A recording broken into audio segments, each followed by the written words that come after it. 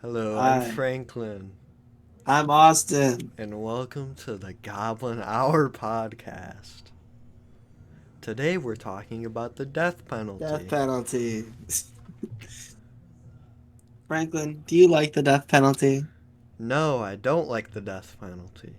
Why don't you like the death penalty, Franklin? And go in depth. Well, you see, the death penalty is not a reliable way of serving justice. How so? This is because there's one execution for every 326 murders. And I got that from Gale.com. Was that according to That Gale.com? was according to Gal.com. And Well, execution her. Sorry. execution doesn't give any victims' families uh, relief from their pain, as Vicky Schreiber says, a mother whose daughter was raped and murdered. Like the bike path guy. Exactly, and that was according to Gale.com. Again, thank you to our friends at Well, Gale.com. while there might only be one execution every 300 murders, studies, and by studies I mean EBSCO, not EBSCO. According to Dooley Sharp, when an execution is held, there are about 18 less murders in the area.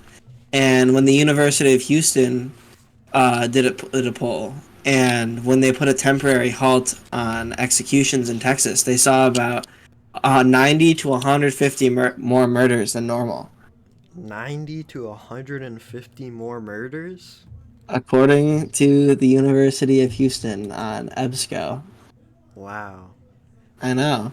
Well, I think it's pretty cool. I think is execution is not a a better Like sustainable. alternative, and it's not sustainable because a I, single execution costs more than $2 million, Austin. Eight but hundred thousand more dollars than a life sentence in prison. well, would you rather the prisoner say they murdered and raped you, or someone you know? Rather, would you rather them have the chance of getting out again, or would you rather them be put away forever, I'd aka rather dead? they get out or they stay in prison and they get rehabilitated. I don't think But anybody should have the right to take another person's life, especially not well, under the law. according to Gallup poll, 74% of Americans favor the death penalty when it comes to murderers. Well, guess what? From 1994 to 2023, the percentage of Americans that supported the death penalty dropped from 80% to 53%. Now, is that right? According to our friends at infobase.com. Shout out infobase.com. Shout out Infobase. Well, that may be true, but you got a pretty good point. Yeah, and guess what? Execution might violate the Eighth Amendment, the need for which states there's no need for the needless extinction of life. Is that the Eighth Amendment? Yeah, it says it. Yep, I was it gonna ask mentions you to that remind me of the Eighth Amendment. from our friends at Gale.com, of course. Your friends at Gale.com. Friends at Gale.com. Well, I think that some lives should be extinguished, I think as you said. we should favor possible redemption over seeking revenge. That's true. I'm surprised you're not talking about the innocent. That's Oh yes, yes, yes, yes, yes. Yes, yes, yes, yes, yes. Okay, well, since 1973, 130 people have been released from death row You have fallen into my trap. for being wrongfully convicted. And guess what? Guess what? Guess what?